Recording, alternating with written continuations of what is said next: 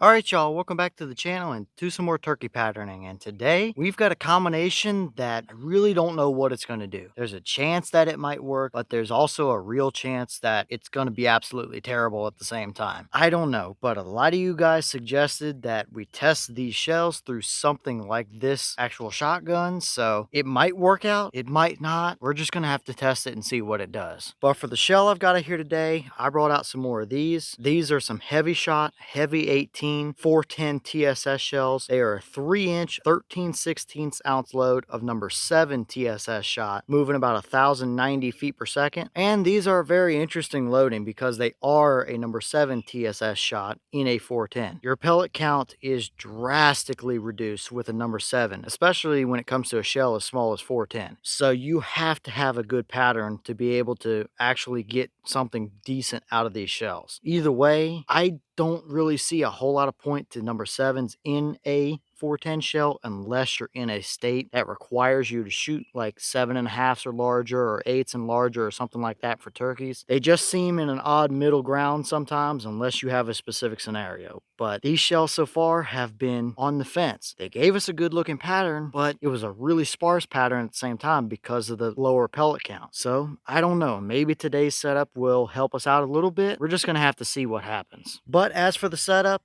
a lot of you guys had suggested that, hey, maybe since those are number 7 TSS pellets, they might like a full choke or something a little bit more open than some of the turkey chokes that we would typically try them through. So I brought out this setup. This is my New England Firearms Pardner model SB-1. It is a youth model 410 single shot shotgun, but it has a fixed full choke barrel that measures somewhere about 395 constriction from what I could measure. So definitely a little bit more open than some of the turkey chokes that we would normally try, but a very, very limited setup at the same time as far as pattern performance is probably going to be concerned. So this might work out or it might look absolutely terrible. I really don't know. But as for the test, everything is going to be the same as usual. I'm not at all going to handicap those. It's going to be the same 40-yard pattern test. I also have the chronograph so we can get our velocity. So let's get you guys a view of the target. We'll take the shot, look at the chrono, and then go check out our results. I don't necessarily have super high hopes for it, but I really hope it does surprise me. Either way, let's head over here and take this shot and just see what kind of results it does actually give us.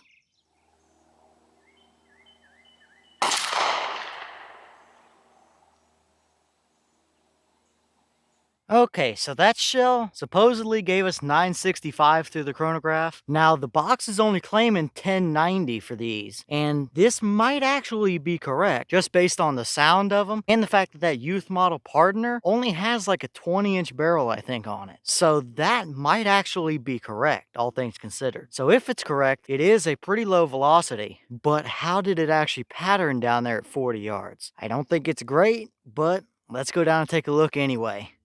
All right, now we're down here at our 40-yard paper, and this is what we got. Now, technically speaking, before anything else, we probably would have a dead turkey here. I mean, there is one right through the brain there. So I guess you probably would have gotten the bird, but looking at the rest of this pattern, I don't even know if we can call it a pattern. I think you could probably throw a handful of salt from 40 yards and get a better pattern than this. I mean, maybe our pattern might have favored a touch left, but still, I mean, there is just nothing here to work with. It is just all over the place. Huge gaps and voids. The whole pattern is nothing but a ginormous flyer. I mean, there's stuff all the way down there. There's nothing over here on the right except for that one pellet way over there. And it's just all over the place. I mean, sure, you probably would have gotten a couple of these through his body. That wouldn't have felt very good, but that is just a terrible pattern. That's probably the worst pattern we've ever gotten here on the channel so far. And we've had some pretty bad patterns. So I would never hunt with a pattern like that. And I hope a lot of you guys would never hunt with a pattern like that either, because that is nothing short of terrible. Now, I guess it's not completely surprising. Those are a number 7 pellet in a 410 shell, so you do not have a lot to work with. But with that being a shorter barrel, fixed full choke, pretty old school type of setup, with a shell that's already on the limit as it is, I'm not completely surprised with that kind of a result at all. So overall here, this absolutely did not work out at all, but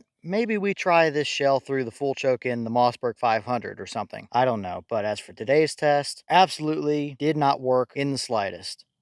Okay, and here's the wad out of that shell, and as you can see, it looks like I ran it over with a lawnmower. You have one pedal that's kind of intact here, but mangled up. The other one is pretty much ripped all the way off, and we have one completely missing. And there looks almost like there was a couple pellets that pushed their way through the bottom of the wad down there. So definitely very interesting and a little bit surprising because there's no choke or anything for it to snag on to look that bad. So I don't know, something just did not work out at all for this setup. So this entire performance just is terrible. Not at all what I would ever think about using for turkeys, that's for sure.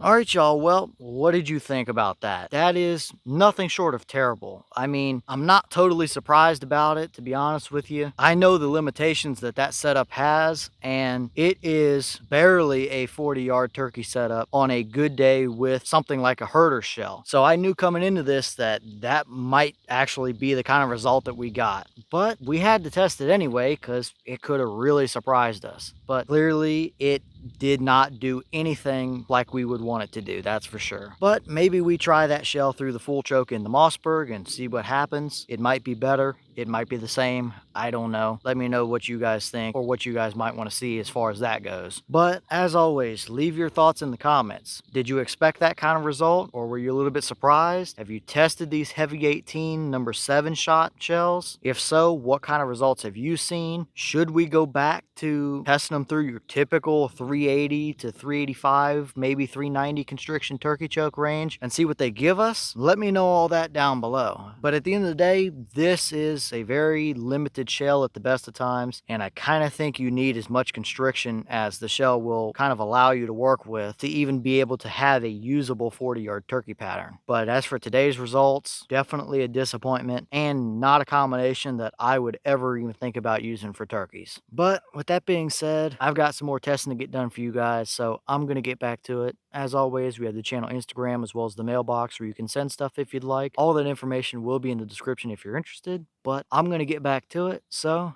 I'll see y'all in the next one.